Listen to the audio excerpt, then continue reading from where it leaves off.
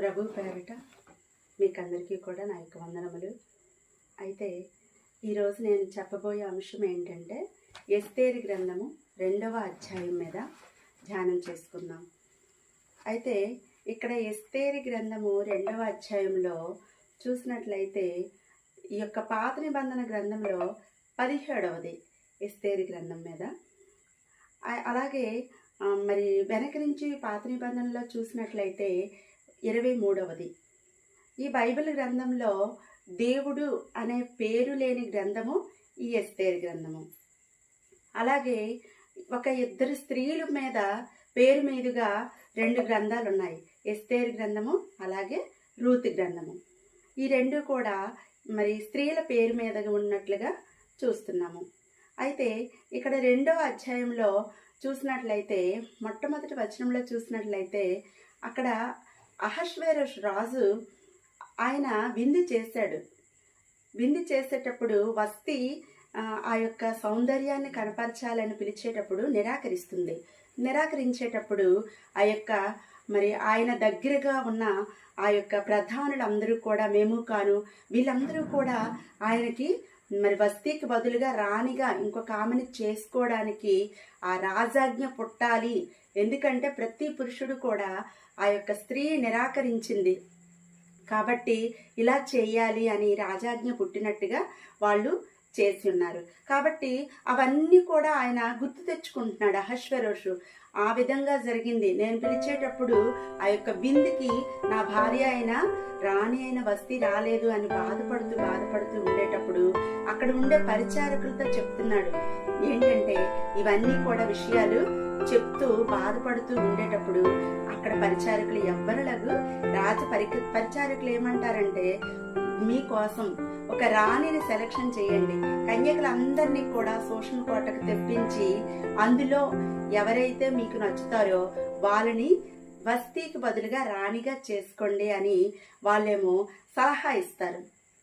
సలహా ఇచ్చేటప్పుడు ఆ రాజు వెంటనే ఆ యొక్క మరి కన్యకలందరూ కూడా శోషణ కోటకు వస్తారు. వచ్చేటప్పుడు హేగే అనే ఆయన అంతఃపురంలో ఆ యొక్క స్త్రీలకు కాపరిగా ఉంటాడు హేగే. ఈ ఎస్తేరు అసలు ఎవరు? ఆమె చరిత్ర ఏంటంటే ఆమె చాలా అందమైన రూపము కలిగింది. ఎస్తేరు చాలా బాగుంటుంది. అయితే సుందరమైన ముఖము కూడా కలిగిన ఆవిడ ఈ ఎస్తేరు. మనం అబీగయీలు గురించి మనం చూసినట్లయితే ఆమె కూడా అందమే. అబీగయీలు కూడా అందంగా ఉంటుందని బైబిల్ గ్రంథం అనేది చెప్తూ ఉంటుంది. సుబుద్ధి గలదై రూపాసి అయి ఉండెను అని ఆ యొక్క అబీగయీలు గురించి కూడా బైబిల్ గ్రంథము చెబుతుంది. అలాగే ఇస్సాకు యొక్క భార్య రిబ్కాకి ఆ దాసుడు వెళ్ళి చూసేసరికి ఆవిడ చక్కనిదనమాట రిబ్కా. ఇక్కడ బైబిల్ గ్రంథంలో చూసినట్లయితే అందమునకు బాహ్య సౌందర్యము కాదు కానీ అంత సౌందర్యము అంటే హృదయ అంతరంగంలో ఉండే సౌందర్యము దేవునికి చాలా ఇష్టము. అలాగా ఈ యొక్క ఎస్తేరు చూసినట్లయితే చాలా అందగత్తే ఎస్తేరంట. మరి బాహ్య సౌందర్యంతో పాటు అంతరంగ స్వభావం కూడా ఆమె అందానికి నిదర్శనంగా ఉంటుంది. కాబట్టే అక్కడ హేగే వశమునకు అప్పచెప్తారు. అంతకు ముందు మొర్దెకై అనే ఆయన ఉండేవారు. నిజానికైతే ఆ యొక్క మొర్దెకై ఏ వంశస్థుడంటే యాయీర్ అనే వంశస్థుడు మొర్దెకై. బెంజామీను గోత్రము. ఎల్లప్పుడూ కూడా పాత నిబంధనలో మరి గోత్రములు వంశములు ఇవన్నీ కూడా ఉన్నాయి. అలాగే మనకు కూడా నిజానికైతే గోత్రం అనేది మనకి ఎవరికి కూడా లేదు. ఎందు నిమిత్తం లేదు? మరి యేసుక్రీస్తు వారికి కూడా గోత్రం ఉంది. ఏంటంటే ఆయన గోత్రము యోధా గోత్రము, ఆయన వంశము దావీదు వంశము. మరి మనకెందుకు గోత్రాలు ఇవి లేవు అంటే దేవుడు తన ప్రియ కుమారుణ్ణి ఈ లోకానికి పంపించి ఆయన యొక్క రక్తంలో మనం కొనుక్కున్నారు. ఆయన యొక్క రక్తంలో కడగబడ్డాము కాబట్టి మనకి గోత్రం అనేది లేదు. మనందరిది కూడా రక్షణ గోత్రం అనగా యేసు గోత్రం మనందరిది కూడా. కాబట్టి ఇక్కడ చూసినట్లయితే మొర్దెకైకి గోత్రం అనేది ఉంది. ఆయన తాతయ్య పేరు కీషు, ఆయన యొక్క మరి నాన్న పేరు షిమి అన్నమాట. ఈ యొక్క మొర్దెకై హదస్సా అనే ఆ యొక్క చిన్నాన్న తాలూకా కుమార్తెను ఆయన చక్కగా పెంచుతున్నాడు, స్వీకరించాడు, కుమార్తెగా స్వీకరించాడు. నిజానికైతే ఆమెకి అన్నయ్య అవుతాడు, కానీ ఆమెను కుమార్తెగా స్వీకరించడం జరిగింది. ఎందుకంటే హబీహాయిలు కుమార్తె కాబట్టి, తల్లిదండ్రులు చిన్నప్పుడే మరణించారు కాబట్టి ఈయన చక్కగా కుమార్తెగా స్వీకరించాడు ఈమెను. ఈమె చాలా అందమైన రూపము, సుందరమైన ముఖము కలిగిన ఆవిడ ఈ యొక్క ఎస్తేరు. ఈ ఎస్తేరును చూసరికి హేగే వశంలోకి వచ్చింది ఎప్పుడో. ఆమె యందు దయ కలిగి ఉంటాడనమాట. అంటే ఆవిడని చూసరికి చాలా, కొంతమందిని చూసరికి చాలా భయం వేస్తుంది, కానీ ఆవిడని చూసరికి చాలా అందంగా, చక్కగా, అంటే దయ పొందడానికి వీలుగా ఆమె ఉంది ఈ యొక్క ఎస్తేరు. ఇంకా అందం గురించి బైబిల్ గ్రంథంలో మరి యోబు కుమార్తెలు ఉన్నారు. యోబు నిజానికైతే ఆ యొక్క ఊజు దేశంలో యోబు చాలా ధనవంతుడు, ఐశ్వర్యవంతుడైన కుమార్తెలు కానీ కుమారులు కానీ చాలా, మరి వాళ్ళు చూసినట్లయితే విచ్చలవిడి జీవితాన్ని గడుపుతూ ఉంటారు. కానీ ఇక్కడ యోబుని చూసినట్లయితే ఆ యొక్క కుమారుల పేర్లు వ్రాయబడలేదు. ఎందు నిమిత్తం వ్రాయబడలేదో కానీ కుమార్తెలు మాత్రము నగరకై చెక్కబడిన మూల కంబముల వరే ఉన్నారు కాబట్టి ఆ యొక్క యోబు యొక్క కుమార్తెల పేర్లు బైబిల్ గ్రంథంలో రాసి ఉంది.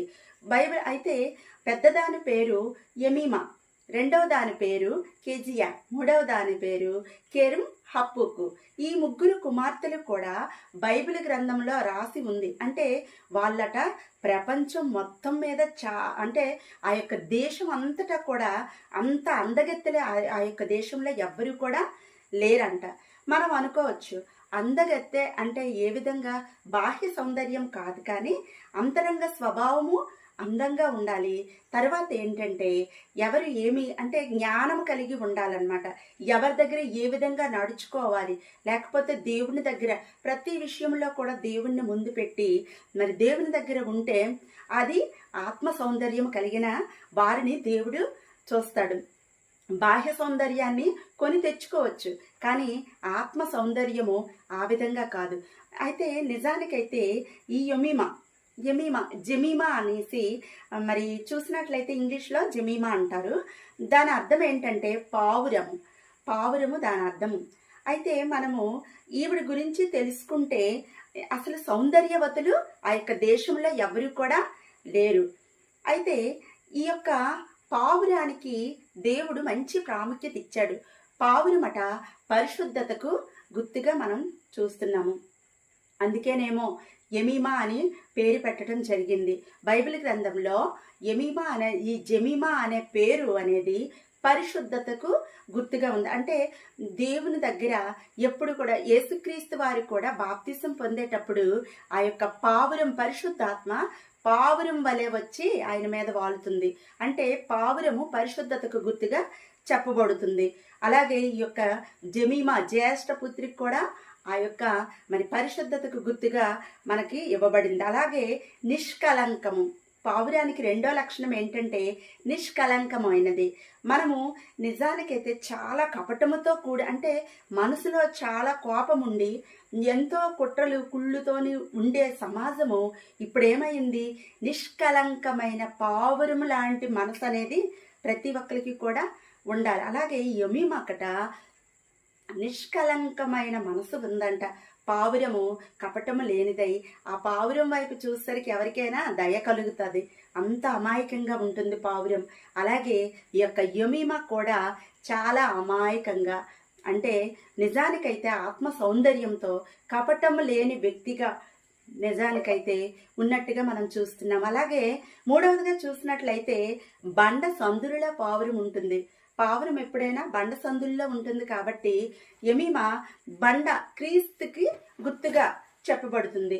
క్రీస్తు అంటే యేసుక్రీస్తు వారిని తన యొక్క హృదయమే నీ ఆలయం క్రీస్తు అనే సాంగ్ ఉంది కదా. అంటే ఏంటంటే మనం కూడా మన హృదయంలోకి దేవుడు ఉంటాంట. ఆ యొక్క దేవుణ్ణి ప్రతిష్ఠించుకుంటే మనం కూడా ఆత్మ సౌందర్యం కలిగి ఉంటాం. అలాగే మరి యమీమా గురించి చెప్పినట్లయితే ఇంకా యమీమా, కెజియా, కెరియం హప్పుకు ఈ ముగ్గురు కూడా అందానికై చాలా చక్కగా మరి సౌందర్యవతులు అనమాట. అందానికే పెట్టిన బొమ్మల్లా ఉన్నారు. అంటే వాళ్ళు బాహ్య సౌందర్యము కాదు. కానీ ఇక్కడ నేను మాట్లాడట్లేదు. కానీ అంతరంగ స్వభావము అంత చక్కగా దేవుడు మనల్ని కూడా చూసేసరికి మన అంతరంగ స్వభావమట దేవునికి సౌందర్యంగా కనిపించాలి. అలాగే మనం ఎవరినైనా మనం పరిశీలించినట్లయితే ఒక్కరు ఉండేటప్పుడట వాళ్ళ యొక్క క్యారెక్టర్ అనేది బయటకు వస్తుందంట.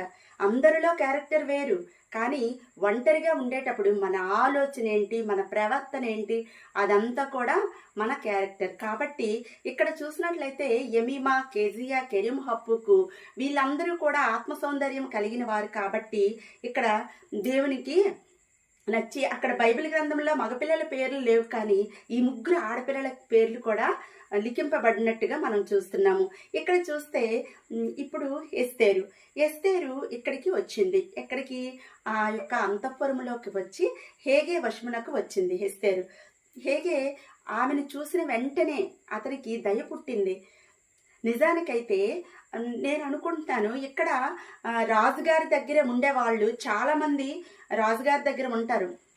పని వాళ్ళకి ఎక్కువగా తెలుస్తుంది ఎలాంటి భార్య రాజుగారికి ఉంటే బాగుంటుంది అనే విషయాన్ని తెలుస్తుంది. కాబట్టి ఇక్కడ హేగేకి అప్పచెప్పినట్టుగా మనం చూస్తున్నాము. ఎప్పుడైతే దయ పుట్టిందో వెంటనే ఆయన అనుకున్నాడు హేగే, ఓహో ఈవిడ మా రాజుగారికి తగిన భార్య, వస్తీకి బదులు ఈమె చాలా చక్కగా ఉంది, దయాదాక్షిణ్యములు కలిగిన ఆవిడ, కాబట్టి మా రాజుగారికి కరెక్ట్ అయిన మ్యాచ్ అనేసి చెప్పేసి ఆయన వెంటనే పరిమళ క్రియలకు కొరకు ఆమెకు భోజన పదార్థాలు ఏర్పరుస్తారు. రాజు ఇంటి నుంచి కూడా ఆమెకు 7 ఆడపిల్లలను కూడా ఇస్తాడు ఆ యొక్క హేగే.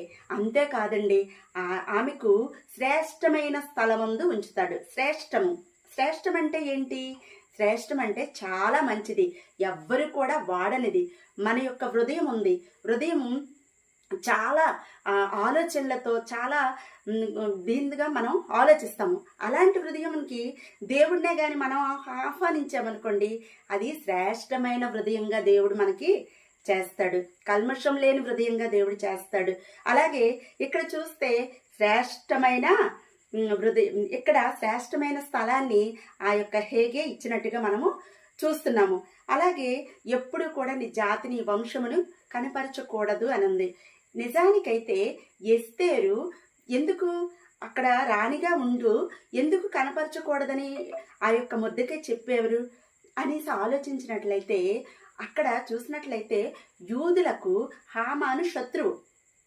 కాబట్టి యూదులందరినీ కూడా ఆ యొక్క శోషణ రాజ్యంలో ఉండకుండా చేయడానికి ఆయన ప్రయత్నిస్తున్నాడు. కాబట్టి ఇక్కడ ఎస్తేరు ఈ యొక్క రాజ్యంలో రాణిగా అక్కడ ప్రవేశం అనేది జరిగింది. ఆ తరువాత ఆ యొక్క రాజు అహష్వేరోషు రాజు మొత్తానికి ఆమెకు తీసుకుంటాడు. ఆమె దయాదాక్షిణ్యములు పొందుతుంది. అలాగే రాణిగా, వస్తీకి బదులుగా రాణిగా చేసుకుంటాడు అహష్వేరోషు. వెంటనే విందు కూడా గొప్ప విందు చేయిస్తాడు. ఆ యొక్క బహుమతులు కూడా ఆ యొక్క రాజు స్థితికి తగినట్టే బహుమతులు కూడా అక్కడ ఇవ్వటం జరుగుతుంది. అలాగా ఎస్తేరు రాణిగా అక్కడ అవుతుంది. అలాగే చూసినట్లయితే మరి ఆమెకు రాజుగారు పరిపాలించిన 7వ సంవత్సరము టెబేతు అనే 10వ నెలలో ఎస్తేరేమో రాజుగారికి దగ్గరికి వెళ్ళి ఆ యొక్క రాణిగా ఆమె మరి ఆ యొక్క రాజ్యంలో రాణిగా ఉండటం జరిగింది. ఆ తదుపరి ఏంటంటే అక్కడ మరి బిక్తాను, తెరేషు అనే ద్వారపాలకులు అనుకుంటారు ఈ యొక్క ఆయన్ని చంపియాలి, ఎలాగైనా ఈ యొక్క రాజుని చంపియాలి, రాజుగారు మనకి బాగా అల్లరి చేస్తున్నారని వీళ్ళిద్దరూ అనుకుంటేటప్పుడు దూరం నుంచి మొద్దకే చూస్తాడు. చూసి ఎలాగైనా మరి రాజుగారికి తెలియపరచాలని ఎస్తేరుకు చెప్తాడు. చెప్పేటప్పుడు ఎస్తేరు కూడా మొద్దకే పేరట చెప్తుంది. చెప్పేటప్పుడు ఆ యొక్క రాజు ఆ యొక్క బిక్తాను, తెరేషు అనే ద్వారపాలకులకి ఒక చెట్టుకి ఉరి తీసినట్టుగా చూస్తున్నాము. అలాగే ఈ గ్రంథంలో ఈ యొక్క 2వ అధ్యాయంలో నెబుకద్నేజరు అనే రాజు కూడా ఎంట్రన్స్ అవుతారు. ఏంటంటే ఈ రాజు బబులోను రాజ్యానికి ఆయన రాజు అనమాట. నెబుకద్నేజరు ఈయన గురించి చెప్పాలంటే మనము దానియేలులోని చూసినట్లయితే షడ్రక్, మేషక్, అబేద్నెగో ఈ ముగ్గురికి కూడా ఆ యొక్క నెబుకద్నెజరు బంగారపు విగ్రహాన్ని చేయించి మీరు దానికి మొక్కండి అనేటప్పుడు వాళ్ళెవరూ కూడా మొక్కరు. వాళ్ళని అగ్నిగుండంలో పడవేసేటప్పుడు ముగ్గురికి పడవేస్తే నలుగురుగా కనిపిస్తారు. కాబట్టి ఆయన అక్కడ మీ దేవుడు గొప్ప దేవుడు అనేసి అక్కడ ఆయన మరి ఒప్పుకున్నట్టుగా చూస్తున్నాము. అలాగే ఫరో రాజు ఉన్నారు. మోషే ఇశ్రాయేలీలందరినీ కూడా నడిపించిన మోషే 10 తెగుళ్ళు వచ్చినప్పటికీ కూడా ఫరో మారలేదు. కానీ ఇక్కడ నెబుకద్నెజరు మారారు. అలాగే బైబిల్ గ్రంథంలో గడ్డి తిన్న రాజు కూడా నెబుకద్నెజరు. అయితే ఈ యొక్క రాజు యోధా రాజైన యొకన్యాతో పాటు కూడా ఈ మొర్దెకైని ఎక్కువగా మరి చెరపట్టారు. యెరూషలేము నుంచి చెరపట్టిన వారిలో ఒకడు ఈ మొర్దెకై అన్నమాట. ఇది అంటే ఈ యొక్క 2వ అధ్యాయంలో మనము ఏ విషయాలు నేర్చుకున్నామంటే ఎందు నిమిత్తం ఎస్తేరు ఆ యొక్క రాజ్యానికి రావాల్సి వచ్చింది. ఎందు నిమిత్తం అంటే మరి ఆ యొక్క యూదులకు హామాను శత్రువు కాబట్టి ఆ శత్రువుల నుంచి కాపాడుకోవడానికి ఆ యొక్క వంశాన్ని అంతటినీ కూడా కాపాడుకోవటానికి ఆమె అక్కడ రాజు దగ్గరికి రావటం జరిగింది.